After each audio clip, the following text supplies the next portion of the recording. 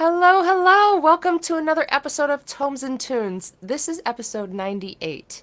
We are coming toward the end of what I am calling our first season. I think that 99 episodes is a really great run for a first season, and it's covered pretty consistently the last two some odd years since the beginning of COVID. And nearly every week, I've taken a couple of weeks here and there off for the holidays, etc. But for the most part, nearly every week, I've had a songwriter from somewhere in the world on this show to talk about books, and we do a little song swap. And it has been a really beautiful way to share this time to sort of mark it. I feel like as I go back on the first 99 episodes, which I'm going to be doing this summer when I take a break from the show, as I go back over the shows, I think that what I'm going to see is a sort of a map of what it means to be a creative artist, to be a writer, to be an introspective person, a songwriter. What it means to be that during this time that we're in. There have been a lot of global and national, international events that have occurred, really landmark events during this time, but also just people's lives, right? Like the small things that have happened in people's lives and the way that we have all sort of ridden the waves of this and figured out how to navigate it. So that's what's going to be happening this summer. I'm going to take a break from the weekly broadcast of the show. We will resume in the fall, and over the summer I'll be rewatching all of those episodes and sort of trying to put all the puzzle pieces together and make sense of what it is. If you happen to be a podcast nut and you're a little bit curious to be involved in that project, oh sure, I'll take a volunteer. I would love a partner in that. But meanwhile, that's what I'm going to be doing for the next few months. For right now, though, we have episode 98. Next week, we have episode 99, so we're not done yet. And this week, we're traveling up the coast to Oregon. I, of course, am broadcasting from my little she shed in my Los Angeles backyard. I am an East Coaster from the U.S., living on the West Coast of the U.S., and happy to travel up virtually to Willamette area. We're going to hear a little bit about that, I think. To a songwriter and literary writer, Theo, also goes by the name Ted. Theo Czuk. He had to teach me how to say his last name, and I love the sound of that. I like that soft Czuk. Anyway, Theo Czuk. I am bringing him on right now. Hi. Hi. How are So you? glad to have you on the show. Thank you. Happy to be here. So first of all, you go by both names, Theo and Ted. Tell me about that. Yeah, well, a little bit of a story. I was Ted for a good portion of my life, and then in San Francisco, I was playing jazz saxophone in different projects, and I would get calls to sit in on different types of projects, from rock to jazz. And I kept Theo for the jazz groups, and I was using Ted for Ah. rock and R&B. So as soon as I picked up the phone, I knew what I'd be getting myself into, and whether I was busy or not that night. Wow, So that's really funny. So you could kind of suss out who the caller was based on yeah, yeah, how yeah, they yeah. named you. Maybe I shouldn't have admitted that on the, We won't oh dear. tell. Your secrets are Okay, safe yeah, here. but mostly but since then mostly I've gone professional as Theo. But Yeah. the old saying, "Don't call me late for dinner." Anything you want, but don't call me late for dinner. So as a literary writer, which name do you go by? Theo, Theo, it's on all Okay, my okay, books, and yeah, okay. yeah. So Theo is at this point, I think maybe primarily how people find you, except that your website, I Right. just want to clear this up right at the top, that your website is Ted Shuk. Right. Yeah. Yeah. The Okay. the address. Yes. Yeah, The yeah, address. yeah. Okay, cool. Yay. So you are in, I thought this was so, like I said before, evocative. You live in the Valley of Sickness. Yeah. The Willamette Valley. That's the Indian. word is Valley of Sickness because, as I was sharing earlier, it the pollen count here is crazy, and it's a historical thing.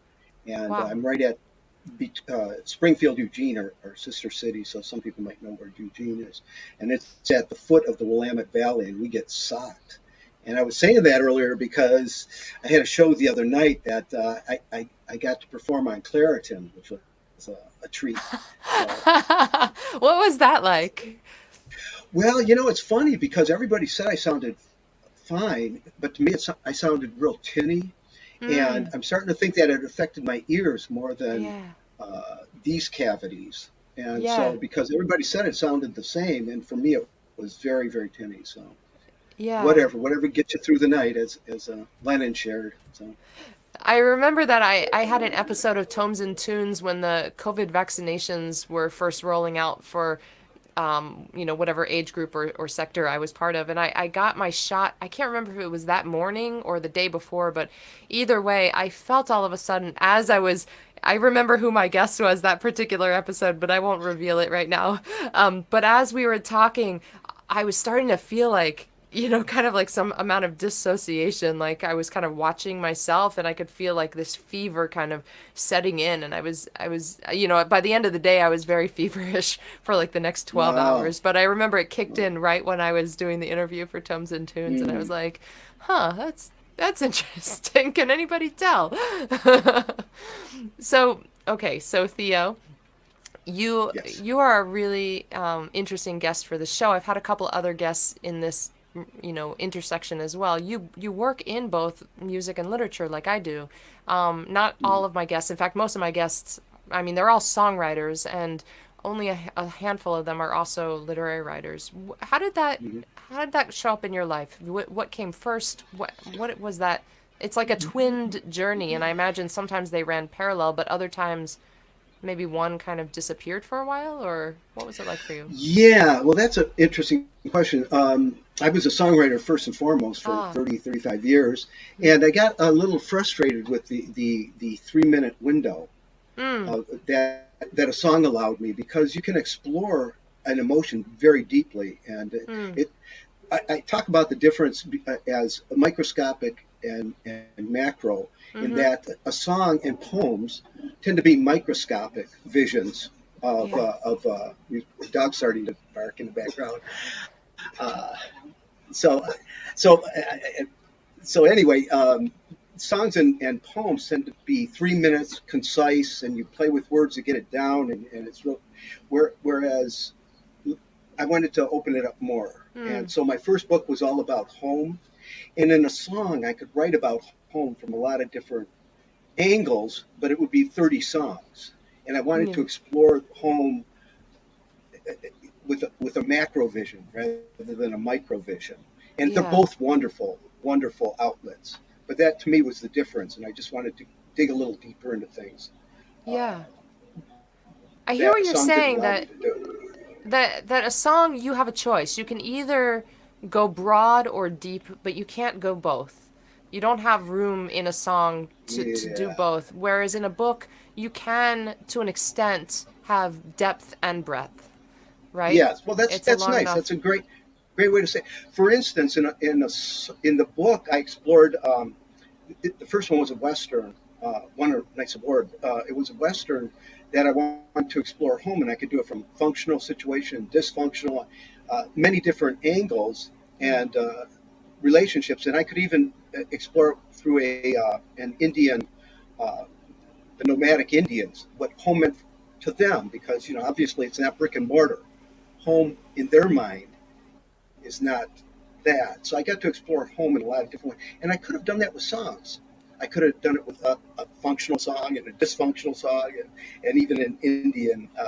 But I wanted to do it in one big project. So that's Yeah. Yeah. They can be chapters of an album. They can each that, explore their own, little piece. But yeah, for me also, I started out as a songwriter and then got into literary writing. I was frustrated.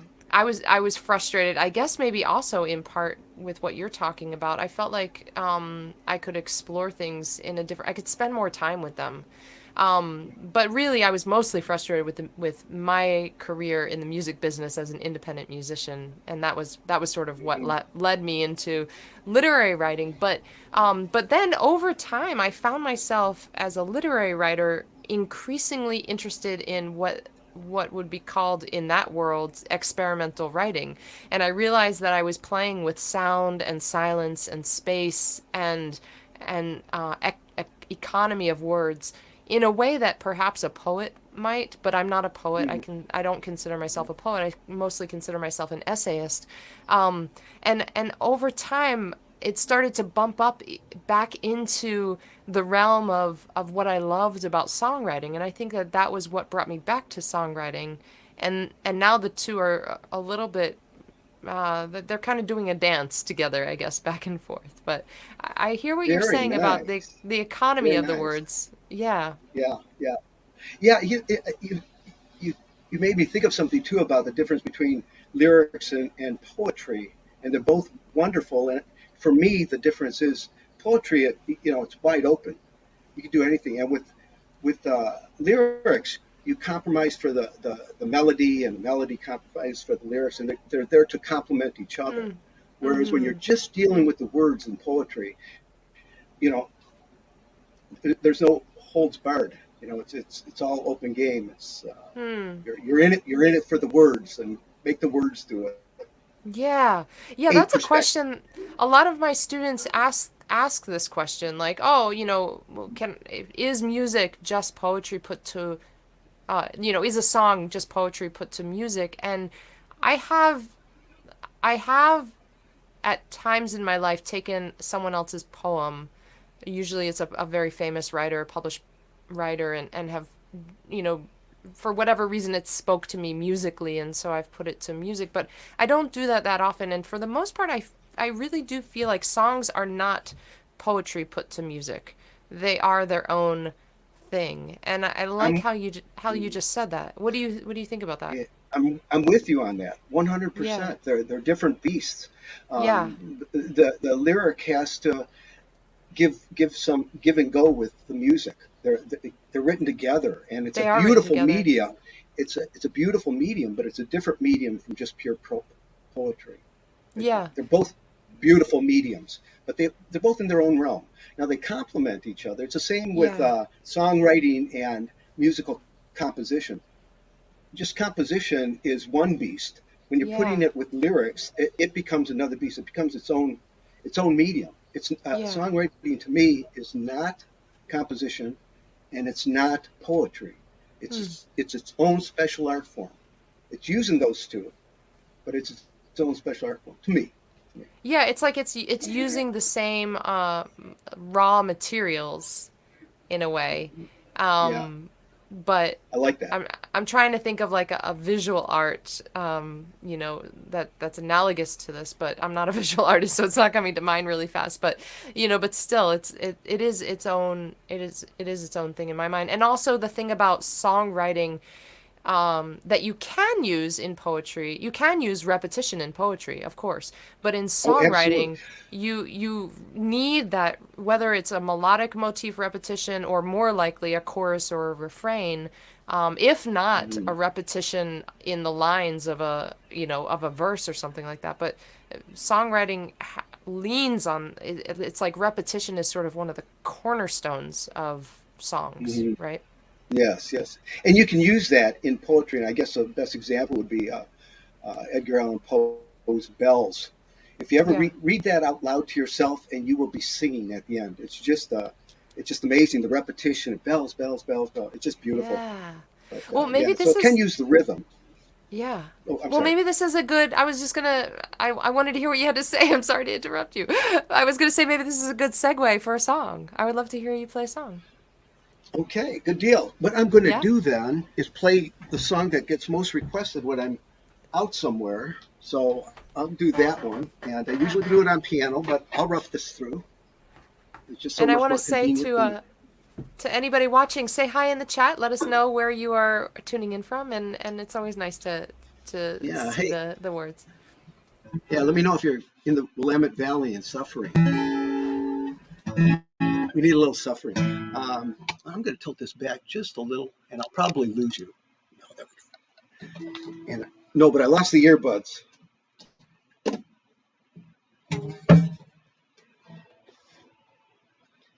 Don't you know? There's always something. Okay, this is maybe a downer song. Pull Me from the Rubble.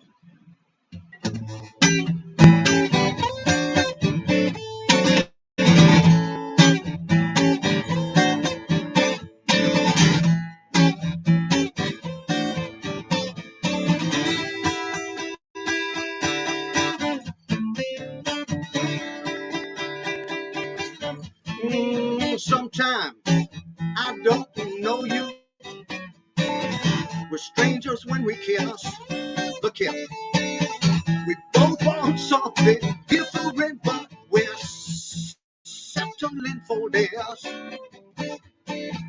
Like lame game on the open plain. Like babies in the jungle. Come on, pull me from the rubble.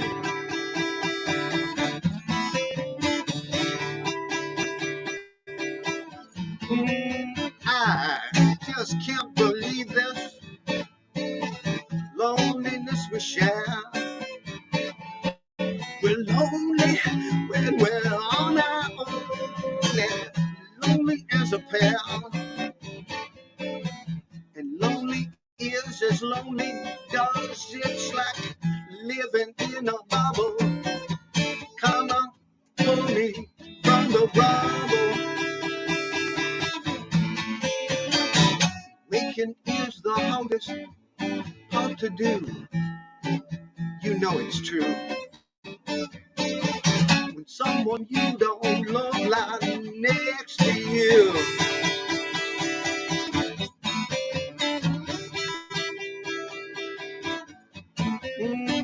Believe in astrological myths. We've been blinded by its prayers. The laughs are superficial and the tears are just hot air.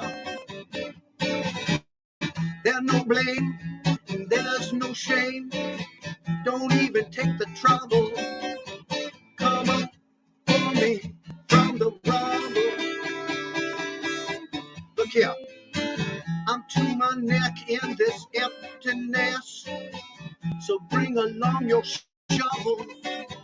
Come on, pull me from the rubble. Yeah, pull me from the rubble. Yeah, pull me from the rubble.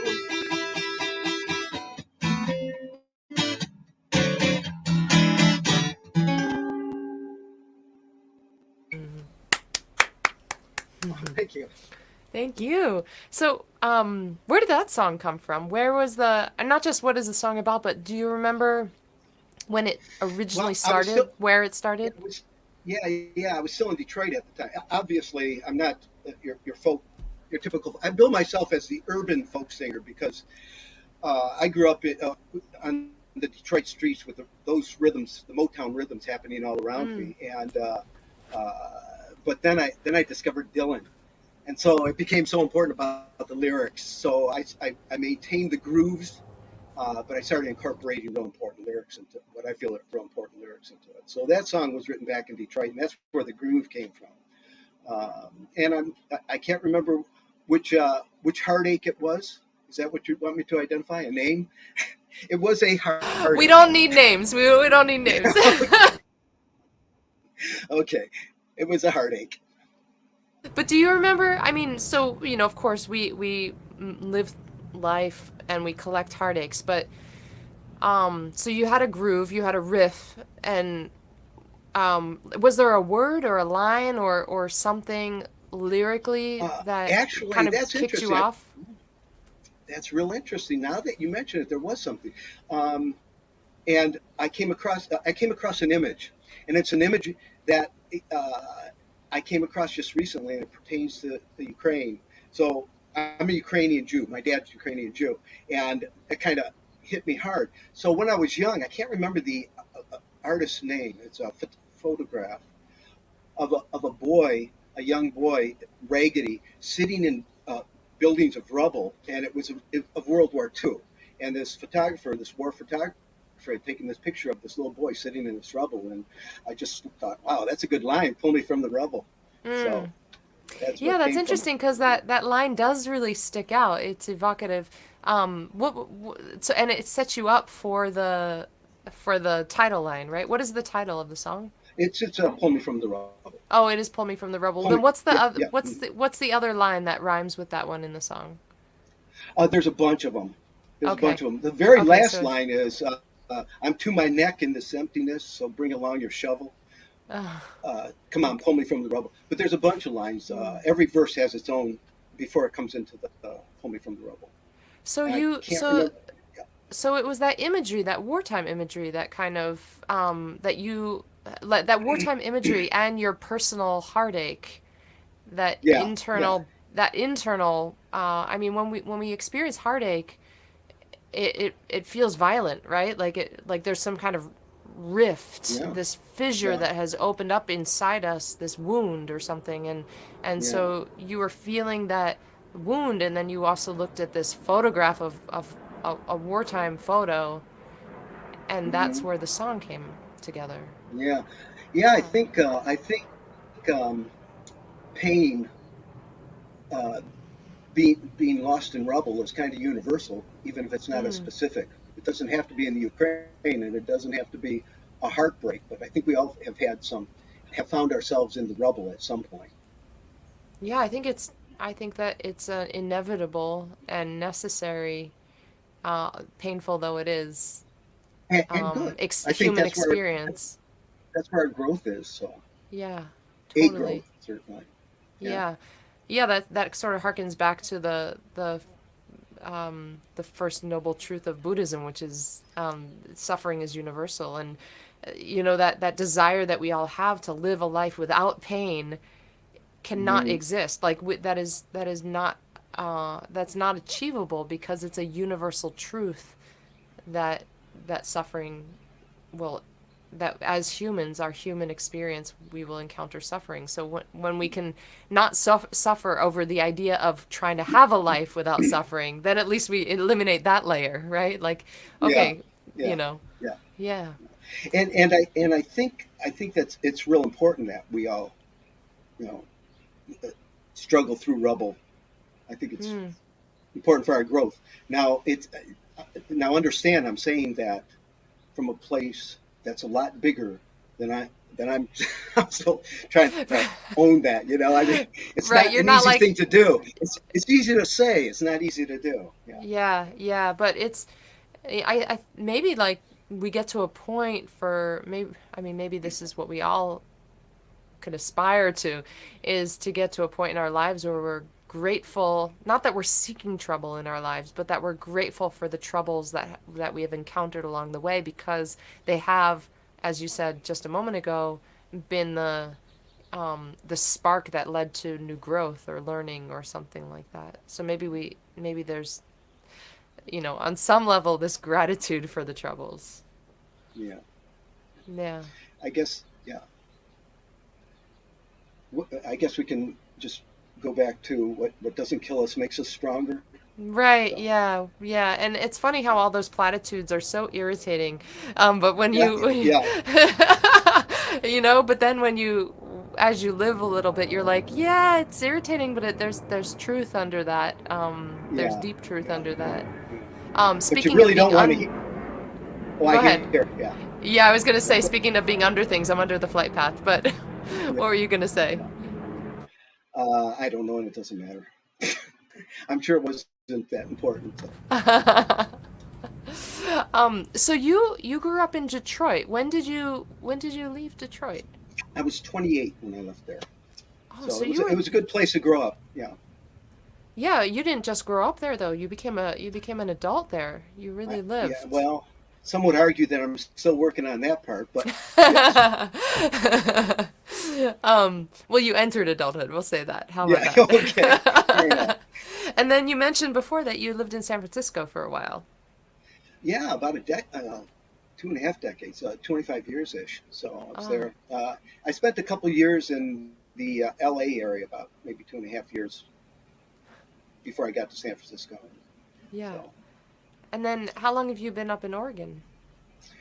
are you trying to calculate my age? Is that where we're going with this? Oh, I'm not. You know what? No, I'm fascinated. I'm I'm teasing. I'm fascinated by where people. I mean, notice you've put a timeline on it, but I've only asked you where. You've said when. Oh, And okay. Yeah, right.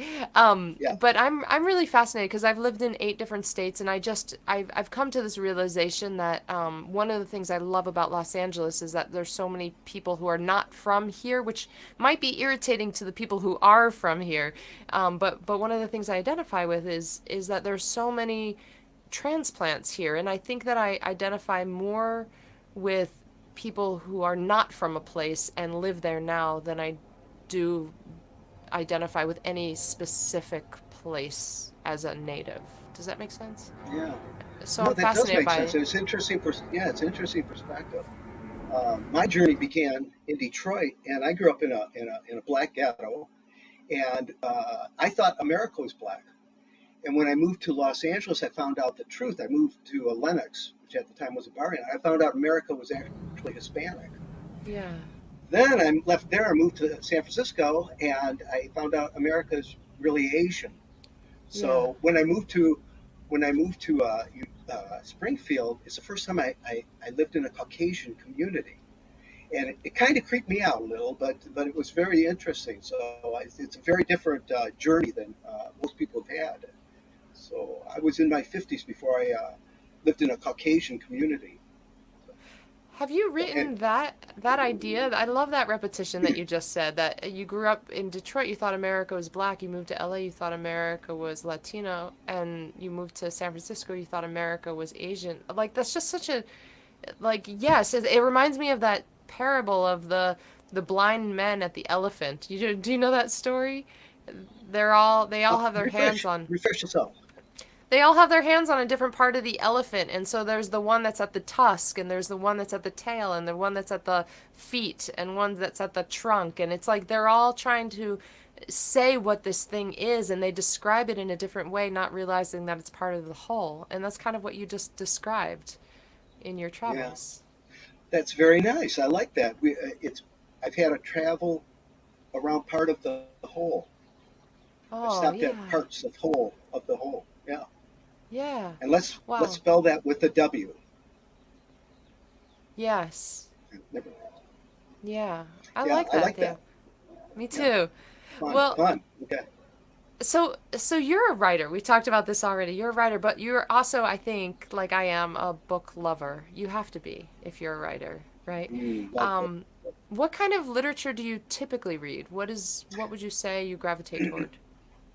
Well, I'm all over the map. I rarely read tomes, but I read mysteries, westerns, horror, um, science fiction. I love them all, and my wheelhouse tends to be maybe books 250 to 400 or even smaller. And I only read paperbacks because number one, I like uh, tactile. I like to be able to dog ear, and I also like to be able to jam it in the back pocket of my jeans to take wherever I go. So if I end up in the woods somewhere, I just pull it out and there it is. So and so I'm kind of under the radar here on your tunes on your channel because I don't read tunes. I haven't said since War and Peace decades ago.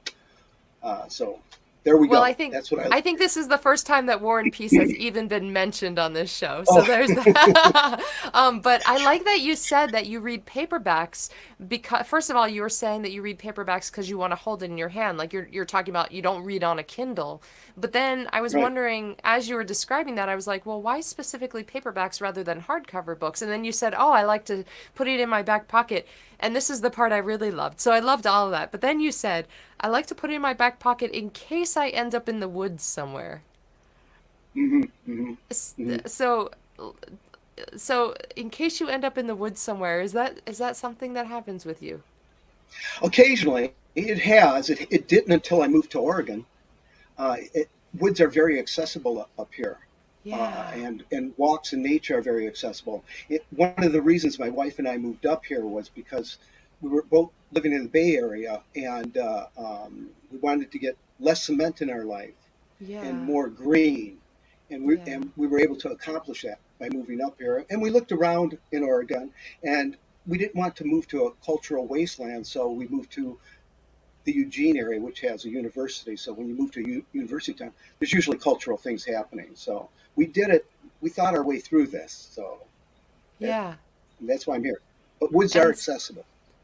that's I am sort of a child of the woods, I think. I grew up in the woods and I lived in the woods at various times in my life before moving to Los Angeles. And recently I said to myself, you know, I would like to live in a place where there are more trees than people.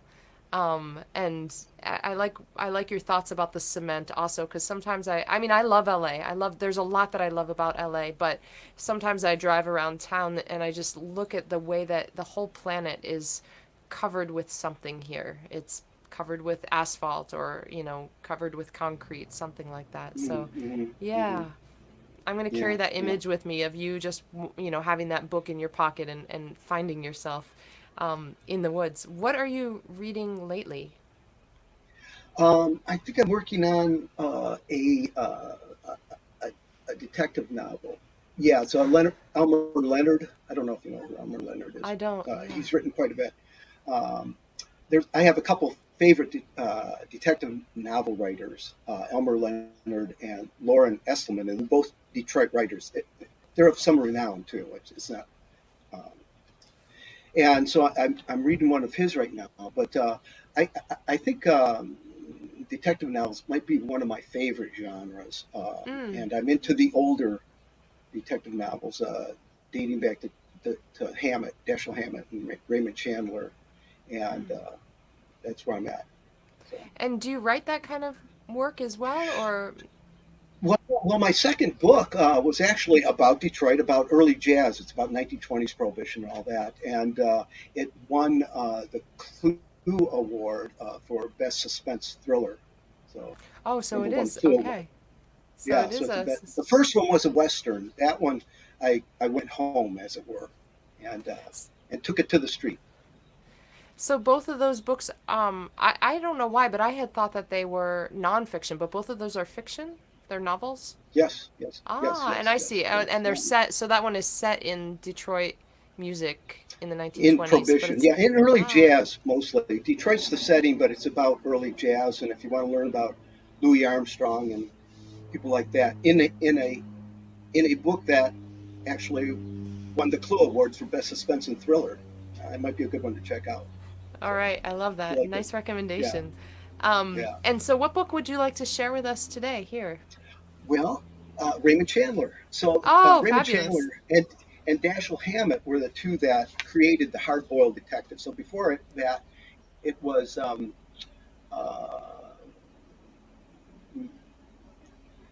parlor mysteries, leftovers from English writing, and these two guys took it to the street, and that's why they were the hard-boiled detectives. They actually went out to the street, and they opened the way for many writers taking it to the street, like Bukowski, except they did it in a mystery format. Charles Bukowski, and even poets like Jack Kerouac, who took their writing to the street rather than the parlor. And I'm going to give an example. I'm going to have to switch glasses to do this.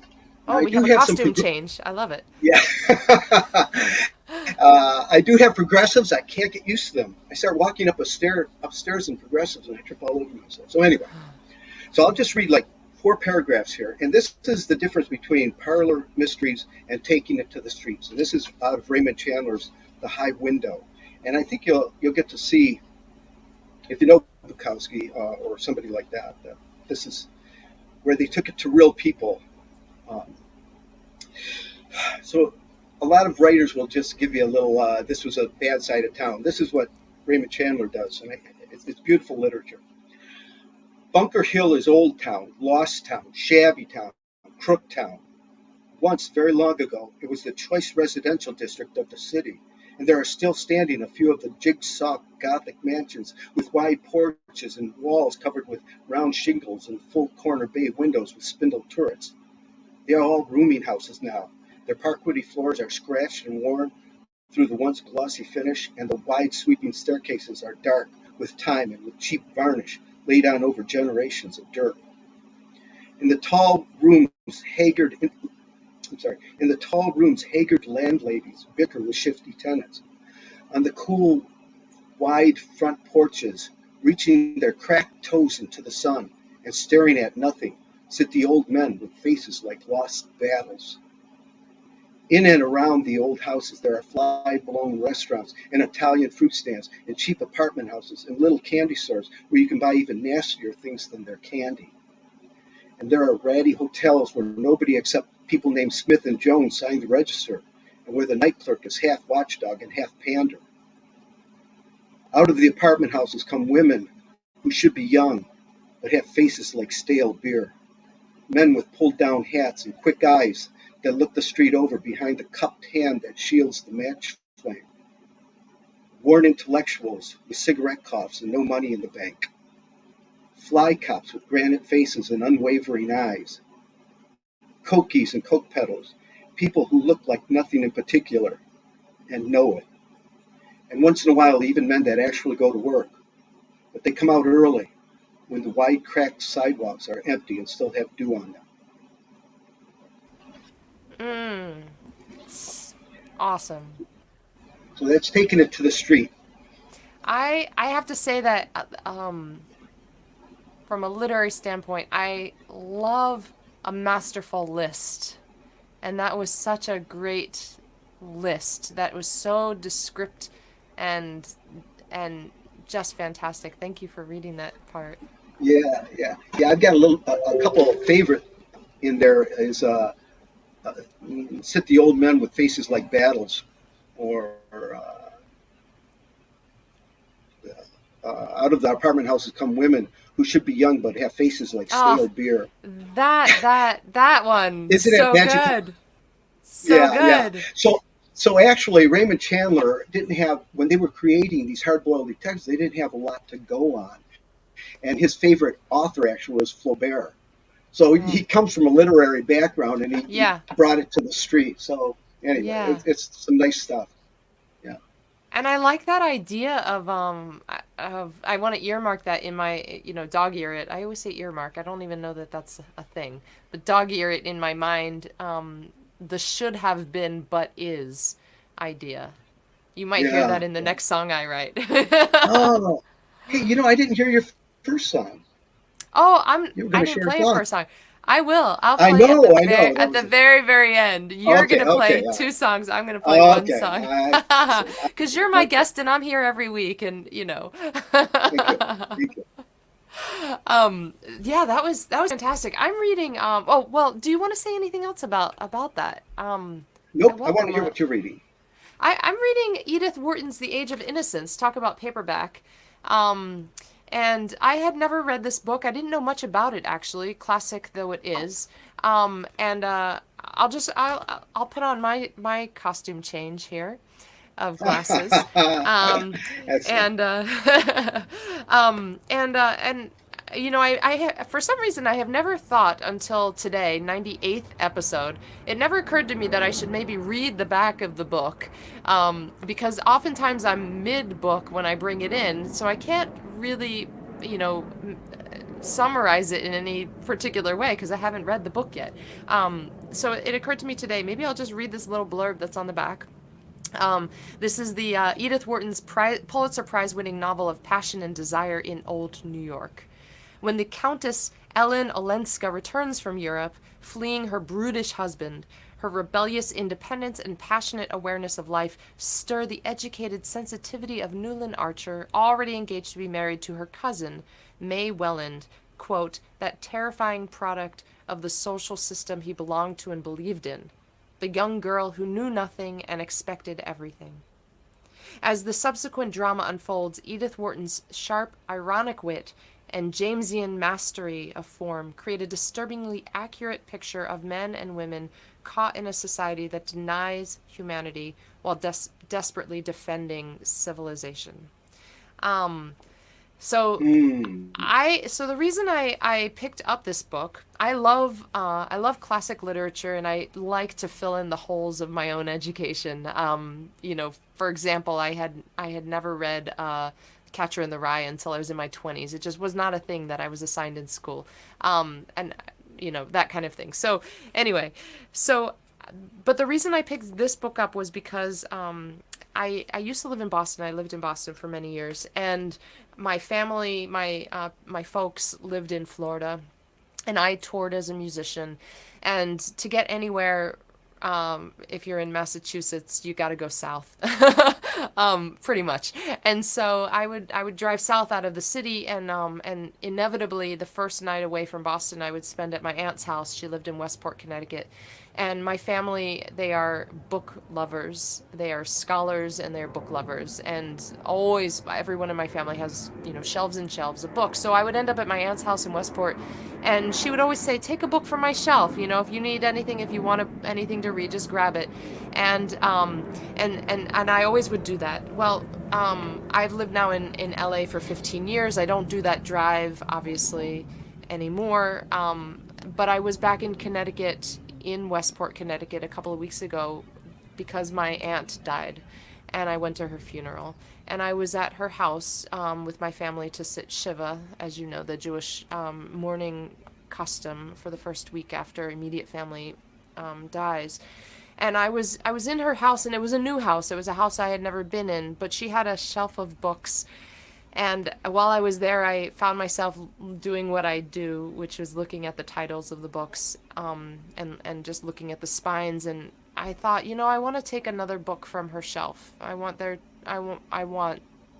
be able to, Mm. just take that book one more time. So this is the book that I ended up with. So, The Age of Innocence by Edith Wharton. And I'll read. I dog-eared a page. I didn't make a note in it. I'll just try to remember what it was I was thinking 2 days ago when I thought I would bring this passage in. I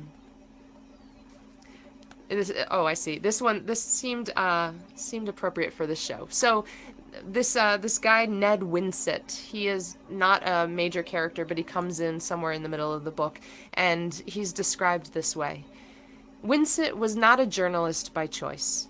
He was a pure man of letters, untimely born in a world that had no need of letters. But after publishing one volume of brief and exquisite literary appreciations, of which 120 copies were sold, 30 given away, and the balance eventually destroyed by the publishers as per the contract to make room for more marketable material, he had abandoned his real calling and taken a sub-editorial job on a woman's weekly, where fashion plates and paper patterns alternated with New England love stories and advertisements of temperance drinks. There was another, I wanted to skip, I think, this next paragraph. Well, maybe I'll just continue. On the subject of hearth fires, as the paper was called, he was inexhaustibly entertaining, but beneath his fun lurked the sterile bitterness of the still young man who has tried and given up. His conversation always made Archer take the measure of his own life and feel how little it contained. But Winsett's, after all, contained still less, and though their common fund of intellectual interests and curiosities made their talks exhilarating, their exchange of views usually remained within the limits of a pensive moment. The fact is, life isn't a fit for either of us, Winsett had once said. I'm down and out. Nothing to be done about it. I've got only one ware to produce, and there's no market for it here, and won't be in my time. But you're free, and you're well off. Why don't you get into touch? There's only one way to do it, go into politics. Archer threw back his head and laughed. There one saw at a flash the unbridgeable difference between men like Winsett and the others, Archer's kind. Everyone in polite circles knew that in America, gentlemen couldn't go into politics. But since he could hardly put it in that way to Winsett, he answered evasively, Look at the career of the honest man in American politics. They don't want us. So, I Wow. liked I liked that passage about Winsit. Um, So there's so much in there that we don't have time to talk about. So, that should be the um, name of the show, actually. We don't have time. There's so much in there we don't have time to talk about. but I want to go up just before you read, and you said where you got the book and such. I think that's such a wonderful connect to the past. So Yeah, when you're reading this book, are you thinking of who yeah, you lost? I mean, and what yeah.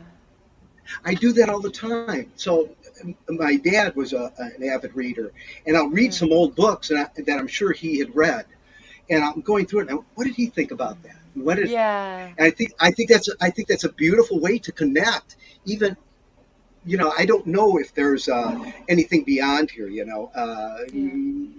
People can believe in gods or light. So I, I I would like to fantasize about reincarnation. I like there's a few mistakes I'd like to come back and do again. But Yeah. uh, but I think it's whatever it is. It's a nice way. We do know we can connect with them. There, it's almost like connecting with my dad's thinking process or trying to.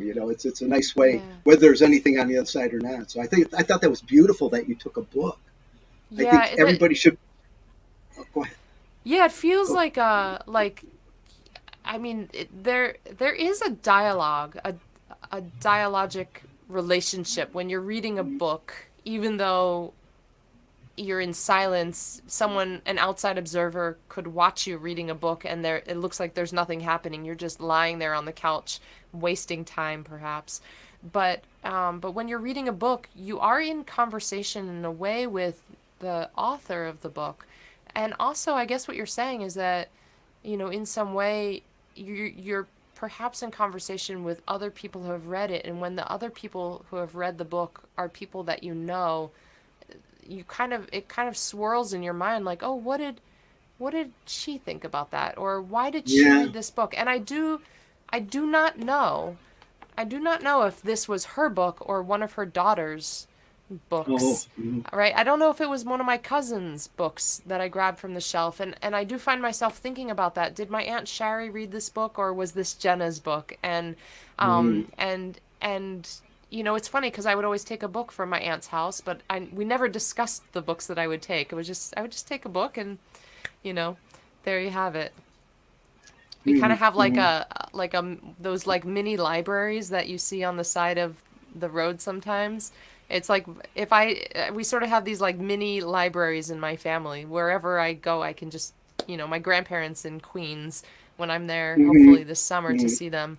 I'll go downstairs into the basement and take what my grandfather will want me to take a lot of books if I can, but I'll probably just take one, you know. Yeah. Um, Yeah. Yeah, that's wonderful. That is, we actually in Springfield, it's like a small town, and we have little libraries on different corners where people yeah, swap books and such, and it's a nice way to connect. Um, yeah, yeah, wonderful reading. Thank you so much. yeah. Thank And you actually, too. you know what? Give me the title again, please, because I'm going to Oh, the look it up. the Age of Innocence. The Age of Innocence by Edith Wharton. And it was apparently made into a movie, which I have not seen. And when I first started the book, I thought, oh, I Yeah. typically don't want to watch the movie before finishing the book. But when I first started this book, I was feeling rather exhausted and a little too tired to read such dense writing. And I Mm. thought, oh, let me just watch the movie first. That will give me an entry point, and then I'll finish reading the book. But as it turns out, I've just continued with the book, and I'm really at that point where, sometimes it takes a little while for. It's like we're living our daily lives, right? Like we wake up, we have to run errands, pay bills, practice music, whatever it is that we're doing creatively, all this Mm. stuff. And then we pick up a book that we've never thought about before and open it, and sometimes the two worlds don't mesh right away. They're a little, it's like an abrasive edge between the two, and I think that sometimes it takes me a little while to get into something, but I'm into this Mm. one now. Yeah. I thought that was just me. No, I really get it. Some books I start and I go, I'm not ready for it right now. Yeah. Or Yeah. it's not, I'm not in this space right now. And I'll come back to it Yeah. another time and it'll work. But Yeah. sometimes it has to be right. Yeah. Yeah. And I've got to say about this one that Edith Wharton, I mean, it really is a very insightful critique of society, and the protagonist is grappling with what he has always sort of just taken as matter of fact, and all of a sudden Mm, this other character has entered his world who has, she's presenting new ideas from her perspective that are bumping up against his previous understanding of fact, and realizing, oh, this is just a once. It's sort of like what you were saying before about, like, America is black, oh, America is Latina, America is Asian, and now America is Caucasian, depending on where you're living. It's like he was in one world and he thought that was the whole world. He was defining the world by mm. its part. Is that called It's that elephant, synecdoche? the elephant syndrome. The Oh, the elephant syndrome. elephant. Right, right, right. Totally. Yeah, yeah, Yeah. yeah, yeah. Very nice, very nice. Yeah. Thank you for reminding me to read Raymond Chandler. Yeah, Thank you for yeah. that. It's a good one. Hammett's a Yeah. lot of fun too, but Raymond Chandler was based in the L.A. area, so you can Yes. follow him around streets Yeah. as he does his detecting. So it's a Yeah. lot of fun, and there's some parts of it, like when I read, that are just beautiful literature. Yeah. Again, Flaubert was his favorite writer. I mean, he comes from literature, Yeah. and just because it's a hard-boiled detective doesn't mean that it can't be written well. So Yeah. Yeah. Yeah. Yeah. yeah, so, Who am I thinking of? Ray Bradbury, like a genre writer who is a literary writer, right? Like, yeah, yeah, right. yeah, yeah, yeah, yeah. Um, I, I so, I would like to just do a little. Oh, never mind. Never mind. Go ahead. no, no, no, do What it. were you going to What? say? No, Oh, I no, was going you. to say I was going to refer back to my Western, which won a literary award. So I really enjoy literature in a genre. Yeah. So I love it. I'm intrigued, Theo. So definitely intrigued. For both of those, your Western and your jazz book. But maybe this is a good time to turn back to the other topic of the show, which is the tunes. Do you have another song for us? I do. I do. Yay. Yeah, let me get to it. And then you'll be sharing one, correct? Mm-hmm. Indeed, Okay. I will. All right. I don't know what, but something. Let me just tune real quick. I'm glad I checked that.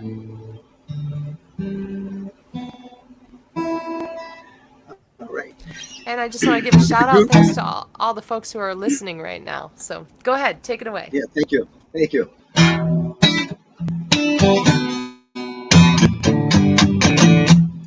Another street group. So I played the song out, and I've had people come up to me and say, "Man, why are you glorifying drugs and alcohol? Songs about drugs and alcohol." And I say, "Brother, you ain't listening to the lyrics. It's called Scrape My Face from the Floor. I scrape my face from the floor. Now point the way to the door. I don't need any more drugs or liquor. And scrape my face from the floor.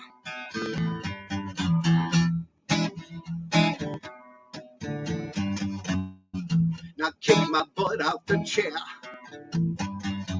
Roll me down the back stairs. I can't see very clear. Is there a doctor in here? Oh, look out. I'm saying, oh no, what am I doing this for? My knees are knocking and my migraines at wall. I'm saying, oh no, this life is taking its toll. I'm too familiar with that rug on the floor.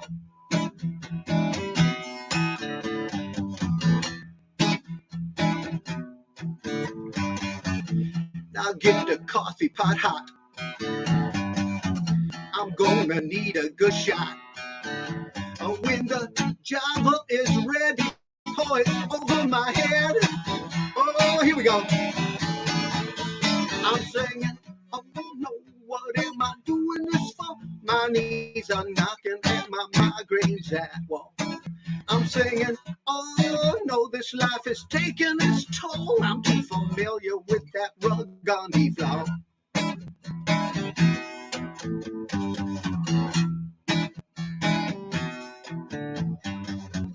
Now give my face a good slap. I can't leave looking like that. Get my coat and my hat. Oh my God, where's my pants? And scrape my face from the floor. Scrape my face from the floor. Now get that spatula for to scrape my face from the floor. And scrape my face from the floor.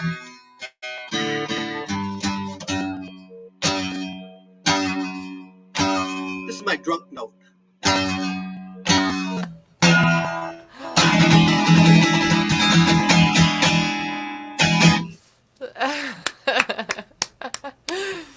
Thank There you. we go. That's so funny. This is my drunk note.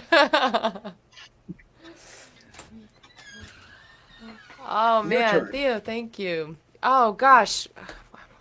Any requests in the comment box? Any requests for me to play? I often come in here knowing what I'm gonna play, and then today I don't know. We're not capoed right now, so we could do this one. Maybe I'll do this.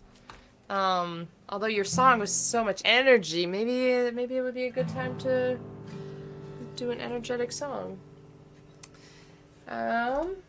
Except I don't know where the capo went off to, so we're just gonna do. Oh, there it is. Would you like mine? Yeah. All right. Well, I'll do this song, which is a new song. It's a quiet song, and it's going on my new album. I'm making a new one right now, so that should be out sometime next year. Working on it at the moment, and this is a song sort of about, or in, I guess, written within the chaos of the world that we live in, but coming into just the particular moment of beauty and appreciation. And I think that that's something that this week I've been thinking about again when I'm scared, angry, sad, overwhelmed, anxious, and the world just seems too big. If I can just get really present and look at the orange tree right outside my window, or the face of the person that I love, or, just like taking this moment of a conversation with a fellow songwriter and book lover, and I just think to myself, this brings me joy. Just this brings me joy, and it changes my whole mood when I think about that. And so this is a song, I wasn't thinking about that in those ways when I wrote this song, but it's basically about that idea. So it's called Bottle Up Tonight.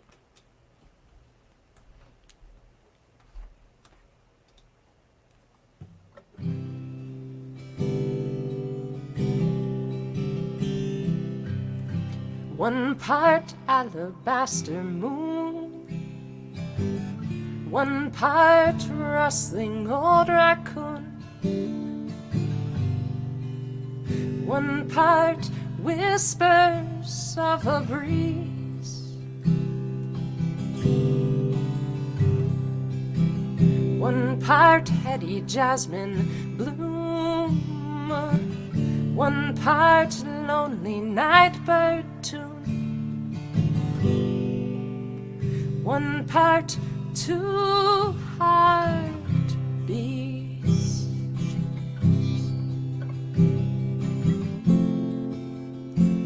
Might we make an apothecary potion,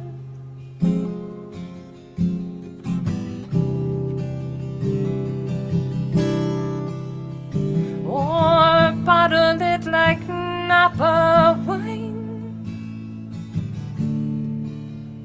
Might we capture all we left unspoken?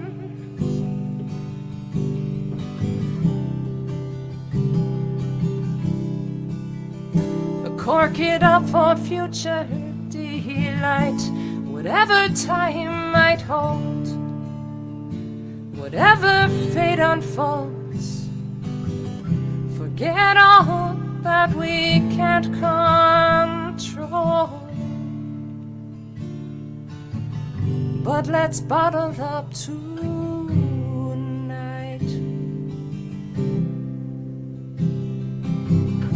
Spotlight of a street lamp beam, shadows dancing in between. Familiar as an old refrain.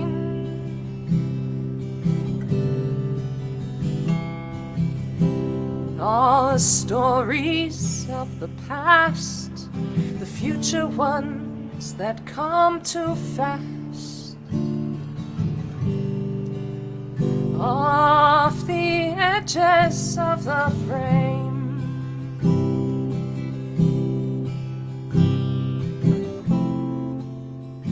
Might we make an apothecary potion?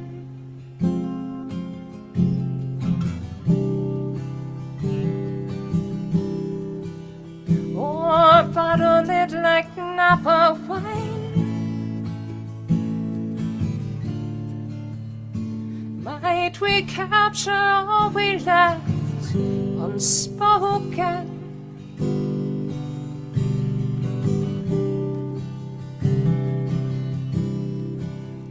Cork it up for future delight. Whatever time might hold, whatever fate unfolds, forget all that we can't control.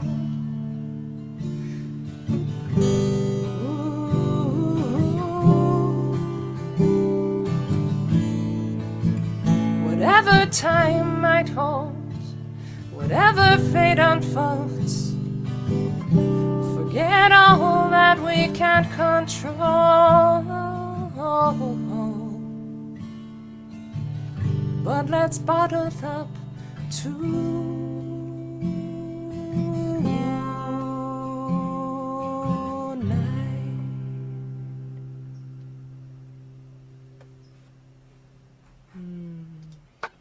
Very, very nice. That was beautiful. Thank you. Thank Could you you for hear the sharing that. guitar? Could you hear the guitar? I as was could, yes. No, it was Okay. wonderful. Yeah. After I started Beautiful, thank playing, I was wondering if the guitar was coming through. I'm No, glad it to was know it perfect. was. Perfect balance with your voice. It was Oh, beautiful. awesome. Thank you. Thank you so much. And thank you, Yeah. Susie. Nice to see you here in the show as well. Um, yeah, a little bit of a nostalgic feeling song.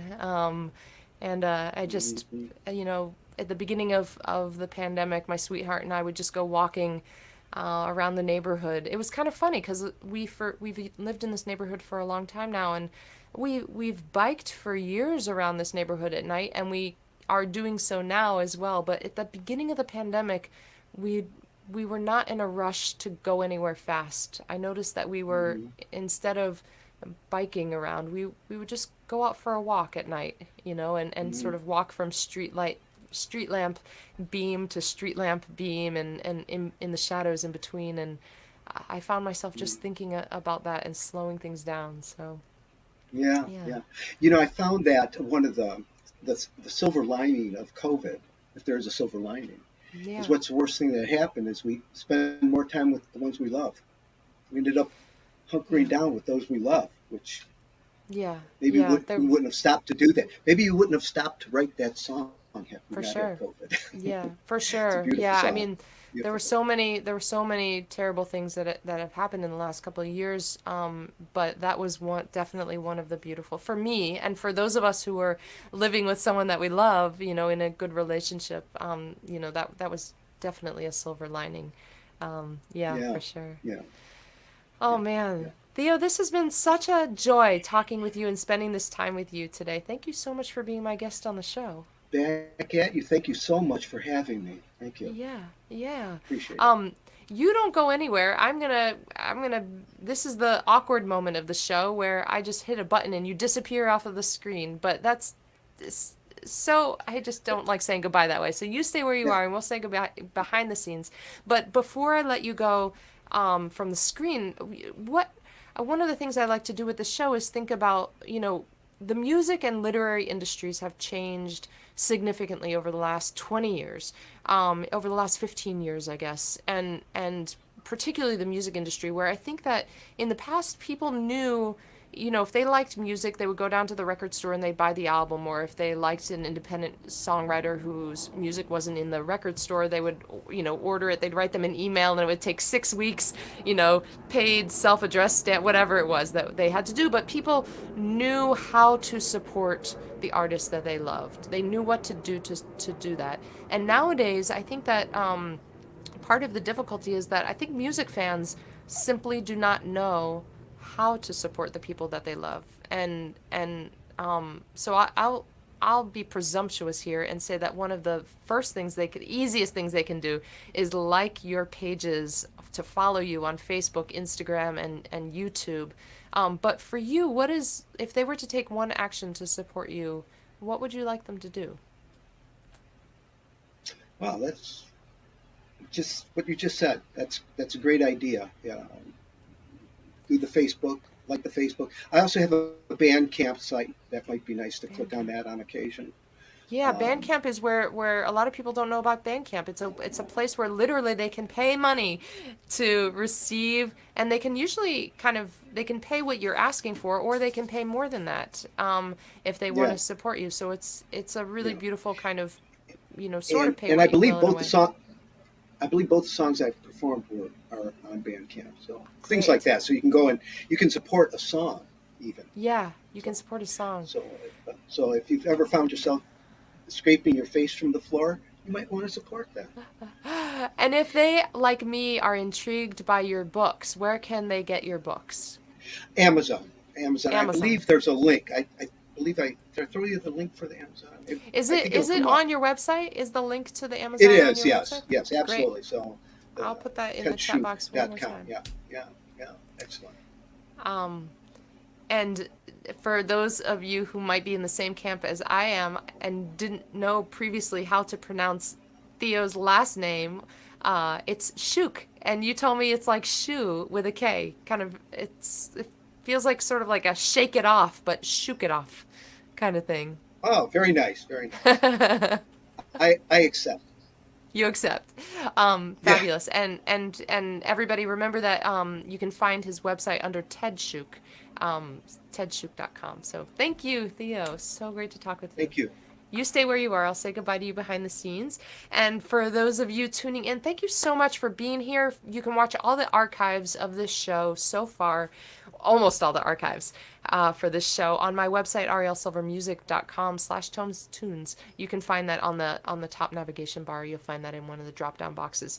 And like I said, I'm going to be taking the summer season off. So next week we have one more show. We will bring the show to the end of the double digits, and we will reconvene with the triple digits in the fall with a whole new slate of songwriters from around the world who want to talk about books and swap songs. I'm super excited about that. I have met so many awesome songwriters that I can't wait to bring on the show, and I keep telling myself, Arielle, you have to wait because you need the time. I need the time this summer to review the previous episodes, the previous 90 something episodes of this show, and hopefully get it distributed on an audio only podcast so you can listen to it wherever you listen to your normal podcasts. So also looking for sponsors for the show. So if you have a company and are interested in sponsoring the show, that's going to be happening too. So let's talk about that.